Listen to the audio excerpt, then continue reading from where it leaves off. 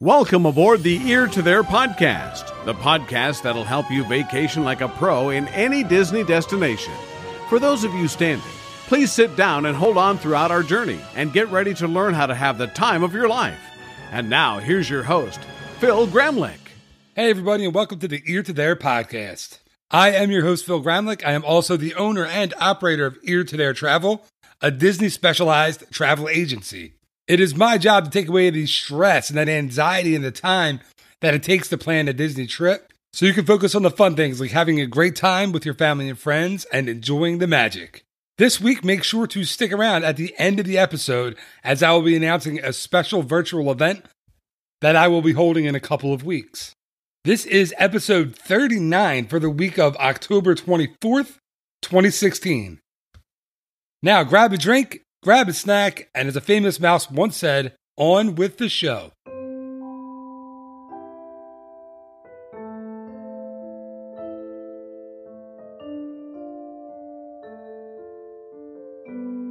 Podcasting is hard work.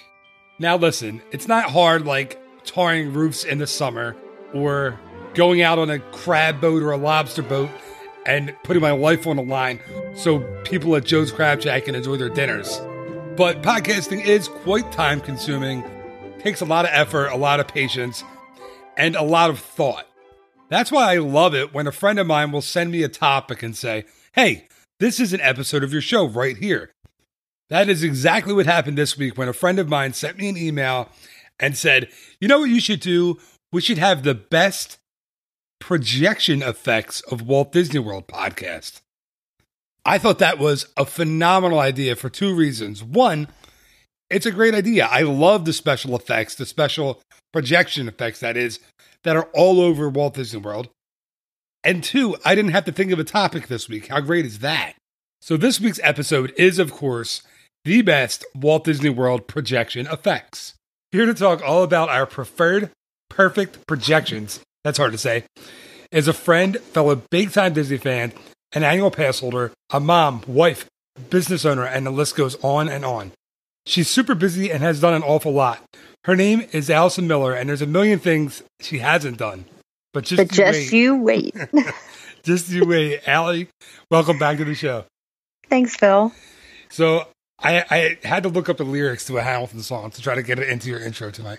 Naturally. Because I was like, I talked to Amy, I showed Amy, she was like, oh my God, she's going to freak out when she hears that. But yeah, I don't know them off the top of my head, but I was like, yeah, definitely have to do Hamilton. So thank you for coming back on. This is a cool idea for a show, and as I was saying to you before we hit the record button, I have to give your husband Chad all the credit in the world for coming. No, I'm kidding. I have to give you the credit for coming up with this idea. This is a cool idea. So I'm excited about this one. And Me too. I'm really thrilled. I got this idea when we were on an attraction. I'm not going to say which one because I don't want to tip my hand, but when we were there in June with the girls, and I thought this would be a really cool topic to explore. Yeah, and when I first started thinking about it, I was like, when you first emailed me or texted me, whatever it was, the idea for the topic, I thought to myself, I was like, I don't know if I can think. And then when I started looking at it and thinking about it, I couldn't, like the ideas kept coming. I was like, oh my God, I have a lot of these that I can use. So I'm excited. I found a lot. So we're probably going to have some of the same ones, but I hope we have some different ones too. And because I am, as you know, such a gentleman.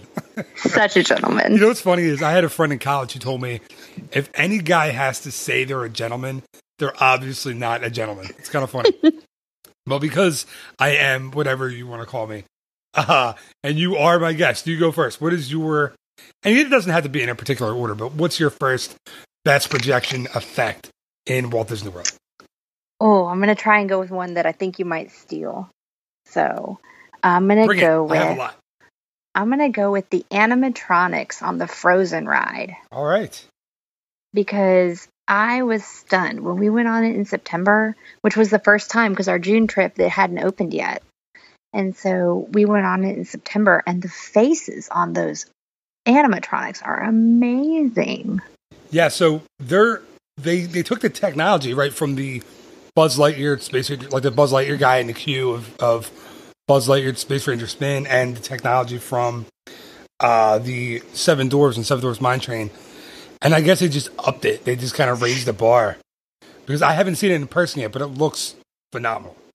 So, it really is. Yeah, I'm bummed that I still don't get to see him until January. And I'm like, I tried to figure out if I could squeeze a trip in for Wine and Dine or if I could squeeze a different one in, but all the cool kids are going. I know, it's not in the cards. But yeah, they are very cool. Now, so they have every animatronic, right, except for Sven in that attraction, has that effect, right? Yeah. So even, there's no Hans, right? So there's Kristoff, there's a couple Hans Annas. Oh, no, there's no Hans. Kristoff is there. Then there's a couple Annas, a couple Elsas. Couple Annas and Elsas. I think 3 Elsas and 2 Annas, if I'm not mistaken. Plus, they have a couple of Olafs. Right. Maybe 3. Guy. Yeah. The one that's like ice skating and his head sideways. I can't wait to get on that attraction. It's awesome. And it's actually one that I had on my my honorable mentions list. That one, because I haven't done it yet, so I couldn't actually put it on my list. But yeah, that's a good one to start off. I'm trying to look and see okay. So I want to go with my first one. And I'm going to go kind of off the beaten path, right? And I'm not going to hit you with my big one right out of the gate here. This is kind of I'm going to say strange because I'm a kind of a strange guy. That's accurate. This is over in the Magic Kingdom, and it's not actually on an attraction. It's in a queue, and it's the queue of Splash Mountain, and it's Brer Frog, and it's Splash Mountain love that guy in his rocking chair. Isn't that a cool effect? And so that's cool. One I was hoping you wouldn't have it because that's one that I really wanted to talk about because I can remember my first trip to Walt Disney World going on that attraction and being blown away and like walking by that little room, but it's like fenced off so you can't even see where that projector is. There's like rocks and all. And I remember like kind of trying to like cram my head into that space to try to see if there was actually a frog in a rocking chair somewhere in there because it's a really convincing, cool effect. Like he feels like he should be sitting there, you know? Yeah, it's so neat. It is. And it's one of those, like, it's one of those throwaways that they didn't have to do. They could have had a little toy frog in there. They could have just audio. But that effect and that fact that that's there in that queue when you walk by, and once in a while it's been down when I've been through there, but for the most part, it's usually up and running. And it's such a cool little thing that Disney, I think, does so well in their queues. That Universal does that now. I shouldn't say that word. The park. Yeah, the park. But I do book trips to Universal, so hey, if you want to go, just get in touch. But my shameless plug of the night alert. But yeah, it's they do a great job of these little things in their queues that kind of keep you entertained and tell the story so well as you're waiting to get on the attraction. I think that's kind of what separates Disney from, I think, really anybody else. It's pretty cool. Absolutely. I love that guy. Yeah. And so let me tell you, this is, again, tangent. This is a really quick story. When my cousin Christopher, and I don't think he listens to this podcast, but if he does, Chris, this is for you, bud. When he was a kid, he was barely tall enough to ride Splash Mountain. We saw the frog, and that was cool. The queue was cool. And then, the beginning of the attraction is great. There's a lot of animatronics, the story, it's fantastic. The storytelling on that attraction is great. And then came the hill. And he was like a 4-year-old. And he was so serious, this kid. Like when he was little, he was one of those kids that never cracked a smile and was always like kind of grumpy. And, he went down the hill. And I remember looking at him and his face. And I said, I was so excited for him. And I said, oh my God, Chris, did you like it? And he said, no, I hated it. And if I could get off right now, I would. And I always think of that story with that attraction, whenever I'm on that attraction, because, yeah, the kid that nothing can make him happy. Obviously, Splash Mountain, good. All right. Wow. Yeah, he was not the happiest of children. All right, so you're off for your next one. All right, well, I'm going to flip over to Epcot. Or I guess I started at Epcot, but you went to Magic Kingdom, so now I'm going back to Epcot. Just jump back on a monorail. There in a Just jumping back on the monorail, taking it around. And I'm going to go to the Seas with Nemo and Friends. Oh, good one. Yeah, right? Where they, at the very end, when you're looking in the window at the regular aquarium, and yet the Nemo characters are swimming, and the little starfish is on the glass going, bye-bye, see you later. Yep. It's so well done, that effect. So cool. And that's one that I didn't have. This is what I was saying about how they kind of, I thought there were none, and then all of a sudden there was 100. It's one that I didn't even think of. And that is so well done. I don't even want to know how they do it. I don't want to know. Don't tell me. I know there's a projector in there somewhere. There's some kind of, I don't even know. But it's so convincing that Nemo and Dory and Marlin and the other fish are in that aquarium. It blows me away every time I see it. Yeah, it seriously looks like they're right there in the water. Yeah, for some way, somehow the way they do it, it just doesn't look like they're projected on the glass. They're projected into the darn tank. Because it's 3-dimensional. I have no idea how they do it. It's magic. Yeah, that's right. It's magic. Disney. But yeah, that's one that I love. It does blow me away every time I'm in there. And they do that out in Disneyland too, but it's the submarine voyage, and you look, it's the old 20,000 Leagues. They didn't call it that. They called it the submarine voyage, obviously. But it's like the 20,000 Leagues Under the Sea. And instead of getting that projection effect from a clammobile into the aquarium, you get it through your porthole in the submarine. I mean, cool. You look through it at the end, and there's no 3D glasses, nothing like that. But you look through the porthole, and under the water, in the giant, I guess, tank that they have there, there's Nemo and everybody. It's very, very cool. Same kind of idea, but it's a really, really different attraction. It's very, very cool. That is cool. Yeah, so, there's another reason to go out to Disneyland. You got to get out there. I'm going to work on it. I know. All right. So, you know what? I'm going to stay in Magic Kingdom for my next one. And I am going... No, you were in Epcot. I am a dirty, stinking liar. Now you're getting back on the monorail. We're just going back and forth on the monorail. Just having a good time. We should stop at somewhere along the way to grab a drink. Maybe... At Trader Sam's. Of course, at Trader Sam's. Of course. Get a Nautilus at Trader Sam's. It's only $85 for a Nautilus, I believe. Or a tiki rum. Hey, well done. And you said it with the right amount of tikis, too. Yeah, man. Have you gotten a tiki rum there? I've never been there. It's on my list for wine and dine weekend with my girlfriends. Man. So now we can't even talk about that. Okay. I did tell you that I'm building my own version of Trader Sam's in my house. You did, and I can't decide if you're kidding. No. Oh, I'm not kidding. Oh. No, that's not a joke. I know that sounds right now. I've never mentioned this to anyone outside of my inner circle of friends and my wife, who knows that I'm crazy, and my family. But literally, from where I'm sitting in my basement right now, recording a podcast episode while my podcast studio is being built, right next door to the podcast studio is my tiny version of Trader Sam's. I am not kidding. I've already started. The design is already underway. I've already started collecting decorations for the walls. It's happening. So I am not going to publicly give my address out. So I don't want people stopping by my house in Pennsylvania. But make me a Nautilus. Yeah, when it's done, you are invited. You have to come and check it out because it will be a fully functional Trader Phil's, I guess. Trader Sam's. Nah, it's not going to be Trader Sam's. But anyway. It's happening. It's not a joke. So that's cool. I plan to put all this up on my Facebook page and put the pictures of the construction and all that up. It'll probably be done, I would say, by the spring. So we're looking at anyway. Another tangent. So I'm going back to the Haunted Mansion. Yes, that was on my list, but it was low down. But I'm going to the singing busts at the Haunted Mansion. So. You know what I'm talking about. When you're in the graveyard scene, you come down out of the attic, you make that right-hand turn, and you see was it 4, I think, busts there? And the one is fallen over and it's broken. And there's everybody thinks the one's Walt Disney. It's not actually. It's Thurl Ravenscroft. Tony the Tiger, really. Tony Tiger?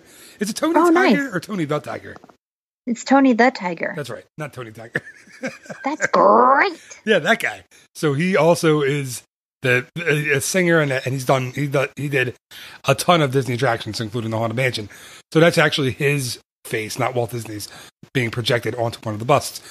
But there's a really cool story that goes with those busts, and I'm going to tell it because I heard it from Rolly Crump, and I don't believe told it on the episode of the podcast where I interviewed him. So, which I think was episode 11. If you want to go back and listen to that, but really cool thing. He went to lunch. He was working, he and Yale Gracie, who was another like Disney famous Imagineer, Disney legend, were working on the early concept for the Haunted Mansion. And one day he went to lunch and he came back and there's Yale Gracie and he's like, hey, Rolly, I got this really neat effect I want to show you. And he has some kind of old school projector and it's playing, I think he said it was an old like vampire movie. And he projected the face of like the vampire onto this Beethoven bust that he had with the statue. And it looked like Beethoven was singing and talking. And that's where that effect came from. He just made it while Yale Gracie thought of it while Rolly Crump was at lunch one day. And now it made its way into the Haunted Mansion years later. And it's like one of the most iconic. I mean, it's so iconic. They have statues and paintings and, props and stuff that you can buy of those singing busts. So I think it's pretty cool that the guy figured it out over lunch one day. That's so crazy. Yeah, I do things like that on my lunch break too that last hundreds of years. Yeah, me too. At my lunch break, I'm watching Westworld now. That's what I do. Nice. The new HBO show. All right. The more nerdery coming your way from me. All right. So from the singing busts in the Haunted Mansion at Magic Kingdom, we go back to you, Allie, for your next one. I'll stay in Magic Kingdom. I'll stay close by even. In Peter Pan's flight. Okay. But Allie, you're saying, where are the projections in Peter Pan's flight? I'm glad you asked, Phil, because they're in the new standby queue where Tinkerbell flies around and they have the bells hanging down and you can wave your arms and ring the bells. My 4-year-old had a blast with that in September. Crazy. Yeah, you could stay there for hours with a little kid. Hours. You can, yeah. It's amazing. Which is good because you're going to have to. Yeah, you're going to be in there for 45 minutes. Easily. Yeah, so you better enjoy it. But it was about time, right? Did they put something in to that queue? Because, listen, let's be for real. That queue was brutal to wait in before. That was one of the toughest queues in all of Central Florida because it was mostly outside.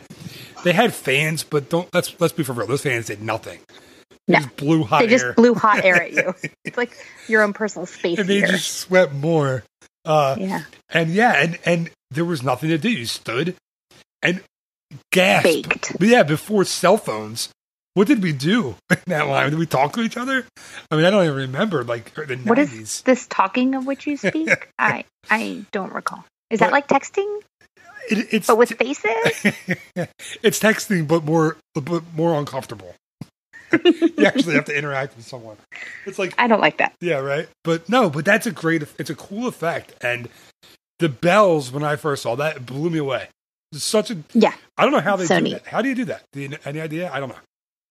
Well, it's magic. For people who haven't seen it, there are shadows of bells projected onto a wall, and your shadow, you reach up with your arm, and you'll see your shadow there on the wall, and you have your shadow hit the bell, and the darn thing rings.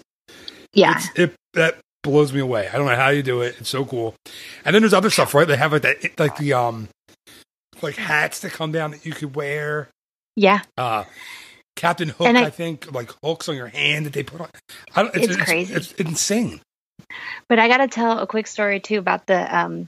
It's a projection effect, so it's not totally off topic. I'm not Phil, but when you get through that area of the queue, and this is gonna just spoiler alert for anyone who hasn't been in there or doesn't want to ruin the magic. If you're listening with kids, like skip ahead 15 seconds because I'm going to tell something that is not kosher. But in the queue, after you go through the room, before you go outside, you walk through a little hallway and pixie dust floats down on you.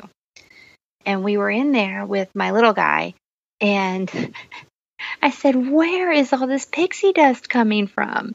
And because he's totally his dad, he looks up, he looks around for a minute, he goes, "That lamp," and points right at where the projector is.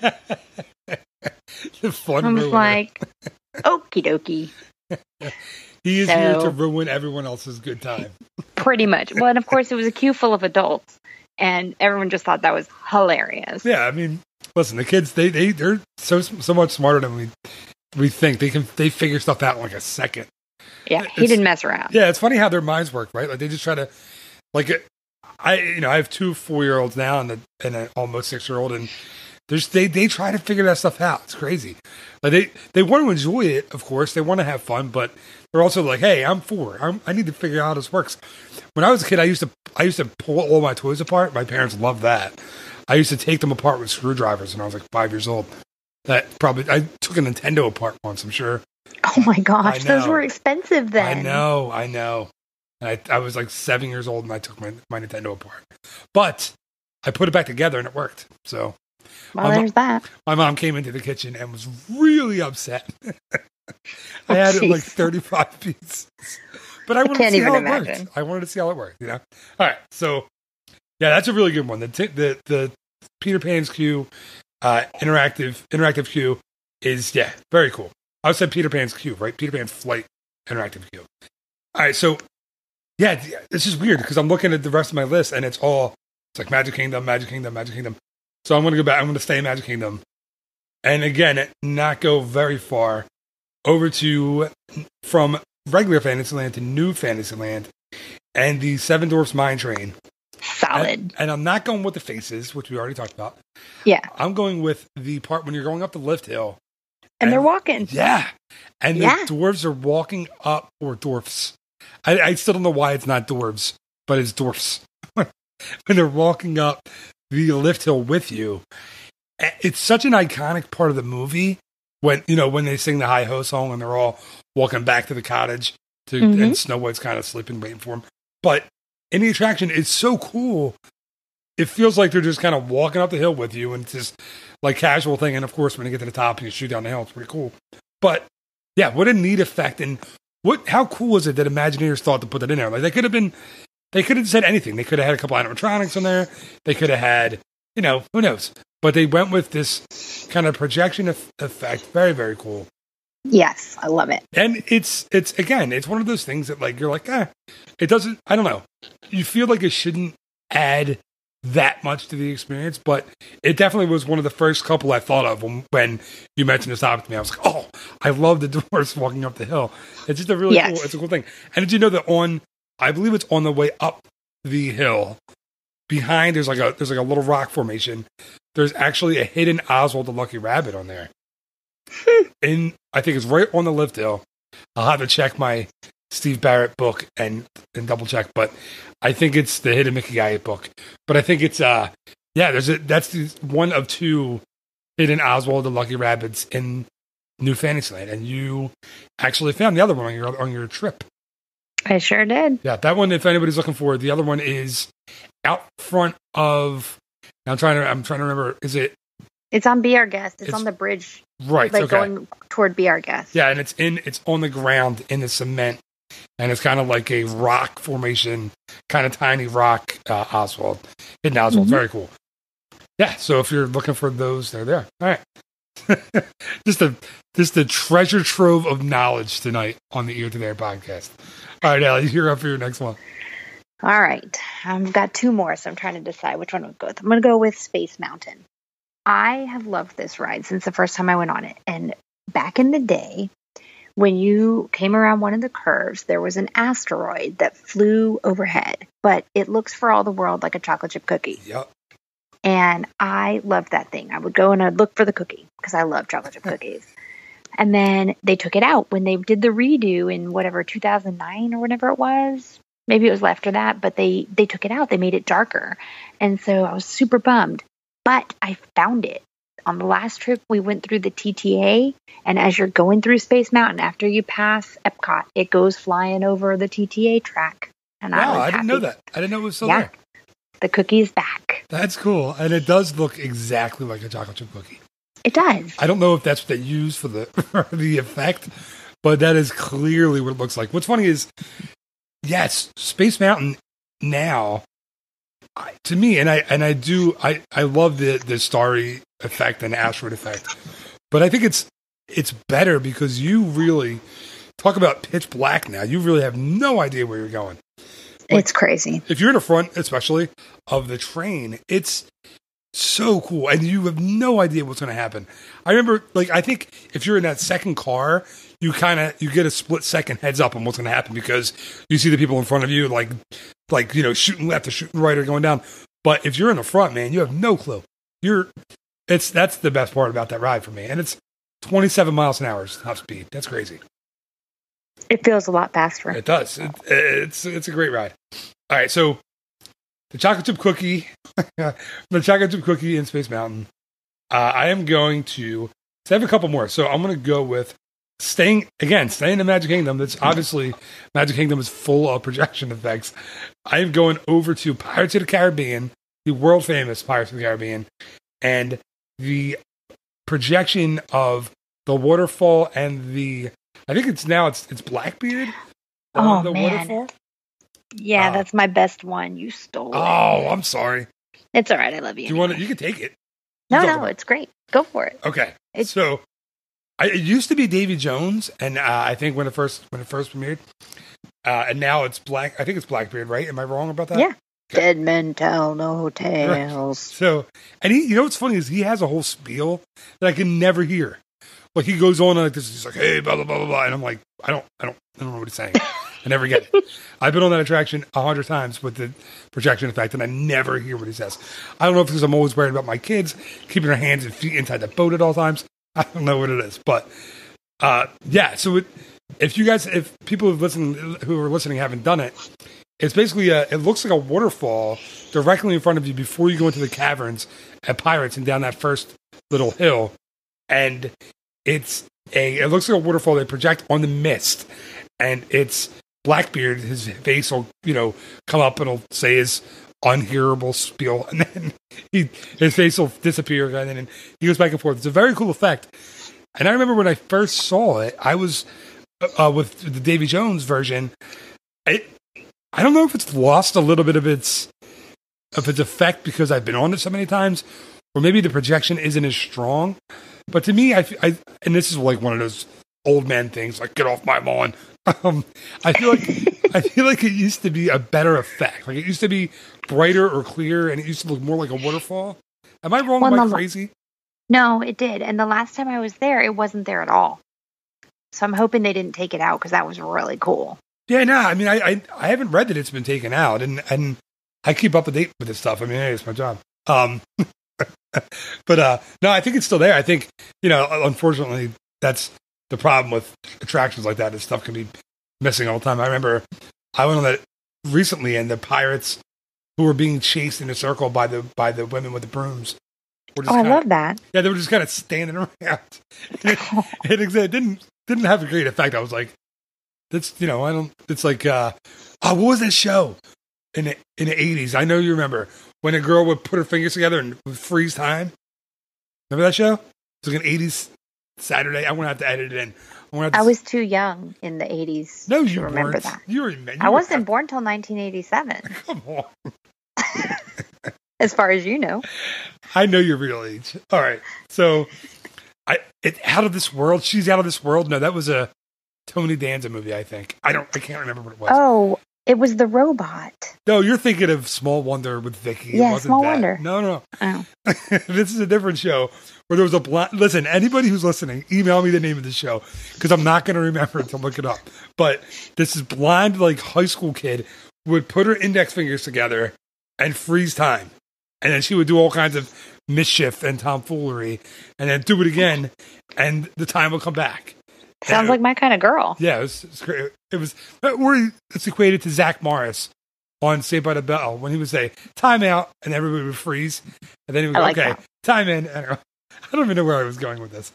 Anyway, the Pirates of the Caribbean projection effect is very cool. Really cool. And you're up, Allie, for your last one? Yeah, this is my last one. And this is the actual attraction I was on when I had this idea. The Voyage of the Little Mermaid. Nice. Under the No, not Voyage of the Little Mermaid. What is it called? Under the Sea. Journey. It's Under the Sea. The Journey of the Little Mermaid? That's true. That's it. Okay, because then the show in Hollywood Studios is The Voyage, right? That's true. I never remember. Okay, so it's the dark ride in Magic Kingdom. Yes. So as you go around the first little curve and your clamshell turns backwards and you start to go downhill, you hear a splash and there are bubbles that project on the ceiling as if you are truly going under the water. And it's fantastic and really adds to the experience. Yeah, it's actually the moment when you're quote unquote under the sea. Yep. It's a really cool effect, and I think and then there's Ariel. I think there's also maybe I'm crazy. I remember a projection effect of her on the wall. Yeah, it's Like, on right the that. ceiling. On the ceiling, because you're okay. in her cavern, Right, and she's swimming above she's you. above you, Yeah. like with the sun behind her, so it's her silhouette. Very cool. Really cool too. Yeah, that's another well done attraction. The only bummer to me about that one is when you're in the big, huge showroom for Under the Sea, and you look up and you see all the show lights. I wish they would have figured out a way to kind of dumb that down for us. Like I feel like on all the classic dark rides, they kind of you don't see that, and for some reason in that attraction, just in that one room, you see all the lights and the scaffolding, and it always bothered me. I don't know why. You know what? I'm ridiculous, to be honest with you. A little bit, but it's okay. I expect perfection out of Walt Disney World. All right, so yeah, that's a really cool effect, and it's a really good attraction. And I don't want to say great, but it's very, very good. It's a great. I keep going back and forth. It's either great or very, very good, but it's a fun dark ride. But not both. It can't be both. No, I mean obviously I'm very conflicted about this attraction. Okay, so I have a few more. So here's what I'm gonna do. I don't have a huge hit it out of the parker, but I have a few more that I want to mention. And if you want to chime in and tell me what you think, that would be fantastic. So You got it. All right, so one that I thought you would mention, actually I'm lying because I know you haven't done this show, but it's Illuminations. The entire, you have to do it on your next trip. Oh yeah, not for Wine and Dine weekend when I have to get up at 3 a.m, but maybe in May. You have to soldier on and just man up and do it. All right. Allie, last year I did Dopey. I was up that early, 4 days in a row, and I was in the park till closing on Marathon Day. And how did that work out for you, Sicky McSickerson? I didn't get sick then. It was the year before that I got sick. No, this past year, I just fell asleep at 8 o'clock every other night. The rest of the trip, 8 p.m. I'm on whatchamacallit, The Seas with Nemo and Friends at 8 o'clock with my kids dozing off. And it wasn't the attraction. It was because I was crazy exhausted from that. But I still did it. I wouldn't recommend it. That's why I'm doing Goofy this year, not Dopey. Anyway, so the Illuminations globe, back to the subject at hand, is so for those of you guys who haven't seen it, including Allie, it's a huge. I think I forget how big it is. I'm going to edit this later if I'm wrong, but I think it was like 30 some tons. It's enormous, and it's on a barge, and they float it out to the middle of the World Showcase Lagoon every single day. And Disney Imagineering, when they built it, said it was the most impressive thing that they ever designed for any Disney park. It's got, literally thousands of LEDs on it, and they project actual video onto this globe for the show during Illuminations. And so there's all kinds of video from different countries and then it actually opens up and shoots fireworks out of it at the end of the show. It's pretty, see, it's what you've been missing out on. So truly it's really, really awesome. And as far as projection effect, it's very, very cool, but it's a lot more than that. The darn thing does everything. Illuminations, the globe for Illuminations is something that you really have to see if you're going to Walt Disney World. Or you can be like Allie, who's been like 30 times and it's never going to see Illuminations. I never quite make it to 9 o'clock. I don't know. Is it like from the sun in Texas? You're just tired all the time? No, I go to bed at 8:30 every night. That's true. Lead a very exciting life like me. Yeah. This is a big night for me, recording a podcast at night. I'm like barely making it, staying awake myself. All right. So I'm glad I'm so interesting to you. Now get out of here. All right. So here we go. So we got the Illuminations globe. Okay. Then a couple more I'm going to just rattle off. You've done Fantasmic, right? Yes. So the projections in Fantasmic are pretty phenomenal. They project, same deal with Pirates of the Caribbean, but a little more not high tech. It's the same technology, but they're just bigger. Yeah, that's right. That's kind of. And there's a lot more of them. Yeah, so they project the classic like Disney films and music, and the music doesn't go onto the projection, but you know what I mean. So that's very, very cool. The Fantasmic thing, and I think that was it for my Walt Disney World. You know what we didn't talk about? What did we not talk about? Enchanted Tales with Belle. Projection. I'm thinking projection. What do we got? The mirror. Yeah, is that a projection effect? I'm trying to think. It is. Yes, sir. It is. You're the theater lady. You would know better than me. I don't want to spoil this one. I've already said too much in the Peter Pan queue, but the magic mirror effect in Enchanted Tales with Belle is the coolest piece of projection technology ever. Yeah, I don't... and Lumiere's face isn't bad either. I know we've talked about the animatronic faces, but he's another one that's really cool. Yeah. Yeah, the whole Lumiere animatronic is amazing from really start to finish. I mean, until... I don't want to give it away, so I'm not going to say anything about it, but I didn't realize that you ruined a little bit of the magic for me with the mirror saying it was a projection effect. I had no idea. I didn't look up how that was done. Now I'm going to have to look it up and try to figure it out when we get off the podcast. Well, it's a little bit more complex than that. I mean, it's not just a straight, projection like you'd think, but it is definitely a misdirection of light. It is. It's one of the coolest pieces and it's one of the coolest special effects Disney's ever done. Yes. And I tell adults all the time, I have clients who go to the parks, and I tell them to get, who have multiple days in the Magic Kingdom, and I tell them to fast pass that, and they think I'm crazy. And I say, listen, you're missing out if you don't go see this show.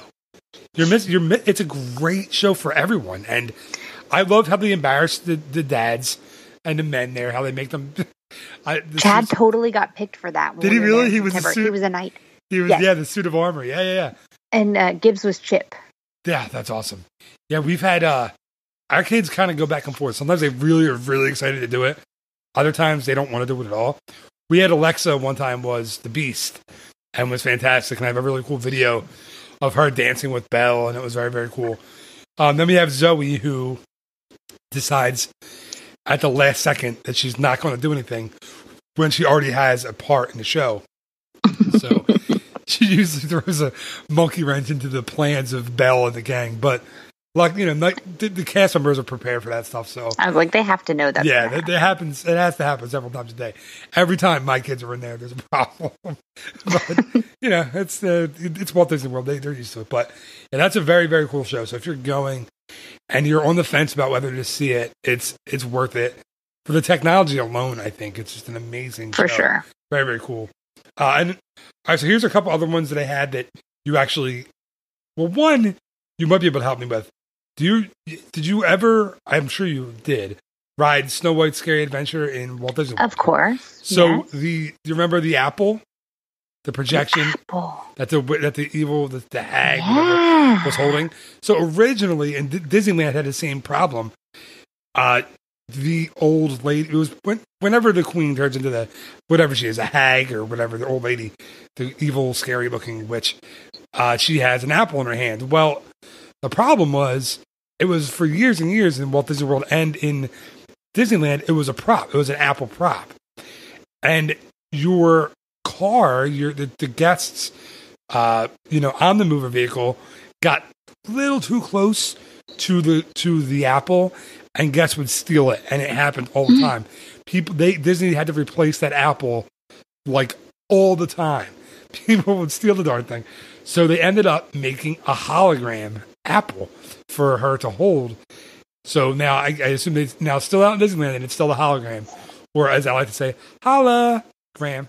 So they that was of course you do. That was terrible. So I imagine there's a lot of disappointed people rolling through there still trying to grab the apple, and it's actually a hologram. It's pretty funny. Nice. So, and the other ones where I had the Big Thunder Mountain TNT projections in Disneyland. Again, I know we're talking about Walt Disney World, but I'd be crazy not to mention it because it's very, very cool.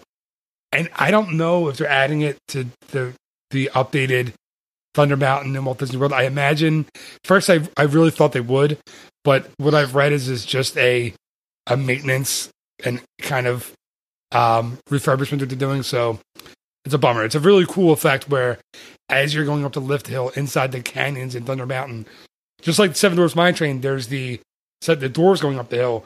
In this, it's a lit fuse of TNT that kind of races you up the mountain. It's very, very cool. Oh, that's cool. And then it reaches these barrels of TNT at the top, and it explodes just as you go out the into the sun and down the lift hill. It's very, very cool.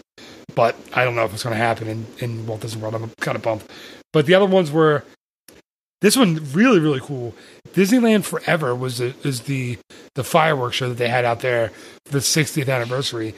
And they had projections on the buildings on Main Street USA during the fireworks. So say it was like, I forget, it was a Jungle Book song, right? If you were standing on Main Street USA, the buildings to your left and right would have all projections of the Jungle Book silhouette, the characters in silhouette form dancing and jumping around. It was amazing. Wow, that sounds really neat. Yeah, and they had like Mary Poppins, right? And on the toward near the rooftops of all the buildings, as the song from Mary Poppins would play, the chimney sweeps would be on top. There would all be projections of the chimney sweeps on top of the buildings. Allie, it was awesome. And that's so cool. I was so bummed to see that Disneyland Forever is going away. I'm hoping that for Walt Disney World's 50th, we get something like that in Florida, because the effects of it was just amazing. And it's so cool. And I've said this before on the show, but the Painted Night thing, I know it's still in Disneyland now. It's going to be out there for a while, but I would love it if that came to Walt Disney World, because that is a phenomenal, if you haven't seen that, it's a phenomenal show.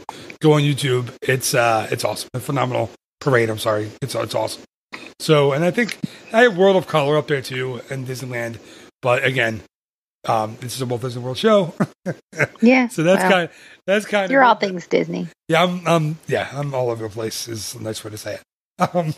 Which is a perfect segue to my next question for you. Okay, what you got? So if someone's interested, and we didn't talk about this beforehand, but if they want you to plan their trip for them, is there any way I can offer them like the same special friends and family discount that you give me so that they can get the coolest, lowest price on your services? So we say it's the Allie Miller one-time discount. The Allie Miller one-time discount. So if you mention my name. I was going to say, we need a code word. So yeah. So if you go to eartotheretravel.com, go to, I'm trying to think of how I would say it. Go to the request a quote, and in the password section, type in Allison. I don't have a password section. No password. So if you mention my name, though, or even if you don't, how much will those services cost, Phil? That's amazingly, it will cost nothing. It will be free once again. Exactly, the friends and family discount. It will cost. That's so cool. Yeah. So you can't beat that with a stick. You cannot beat it. So yeah, if thank you for the plug. And if anyone's going, I know Allie, crazily enough, trusts me with her trips. But if anyone else wants to if you want to review, you want to know if I'm a really crappy real estate, I have to say, travel agent, go to Chad Miller Auto Care in San Antonio, Texas.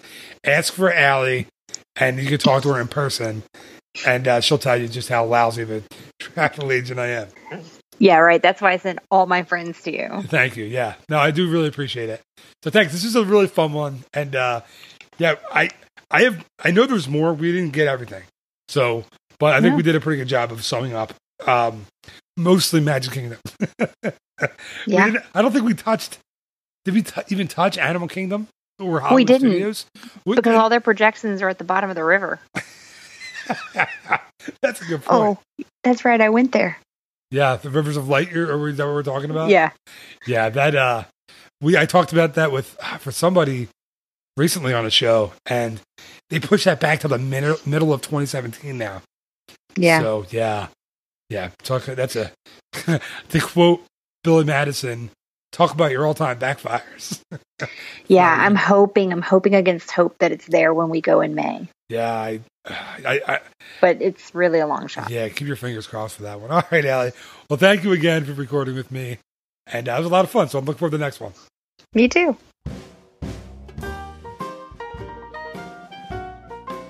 And that will do it for this week's episode of the Ear to There podcast. Thank you so much once again to my guest, Allie Miller, for both coming up with the idea and for joining me once again on this podcast, even though it was her husband Chad's idea. Allie, if you're listening to this, you know I'm kidding. It was Allie's idea. And anyway, I hope you really enjoyed this episode, just like I hope you enjoy each and every single episode I put out there. And all I ask is if you did enjoy the episode, please tell someone about it. Word of mouth really is the best way to get this podcast out there to people. So just tell those people in your inner circle that you have a good podcast for them to listen to, and hopefully they'll tune in next week and then in the following weeks. Oh, and I did say if you listen to the end of the episode this week, I would be announcing a virtual event that I'm holding in a couple of weeks. And let's hear it, drumroll please. Please join me on Thursday, November 3rd at 7:30 Eastern Time on my Facebook page. That's facebook.com/ear-to-there-phil. Ear, T-O, there, P-H-I-L. That is where I'll be hosting my next Facebook trivia party. This time it'll be an Animal Kingdom trivia party. Now I've done a lot of these in the past. Well, a few of them in the past. I've done the Magic Kingdom trivia party, the Epcot, the Hollywood Studios trivia party, and also a snowed-in trivia party during a blizzard last year. So how it works is you just sign up on that Facebook page, then you log onto the Facebook page at 7:30 p.m. on November 3rd, and then you can play the Animal Kingdom trivia party. The top prize for this one will be a $100 Disney gift card, but I will also be giving out several other prizes. So all you have to do is get one answer right and you will be eligible for the prizes. So I know a lot of people have done these with me in the past. They're a lot of fun. I always get great feedback on these. So as I said, Thursday, November 3rd, 7:30 p.m. on my Facebook page. That's facebook.com/ear-to-there-phil. I hope to see you there. It'll be a lot of fun. And hey, maybe you'll win that gift card. So once again, thank you so much for joining me this week on the podcast. I really appreciate it. And remember, there will be a new episode of the Ear to There podcast each and every Monday morning, as well as a new episode of the Word of the Week podcast each and every Wednesday morning. So until next time, have a great week. Bye-bye.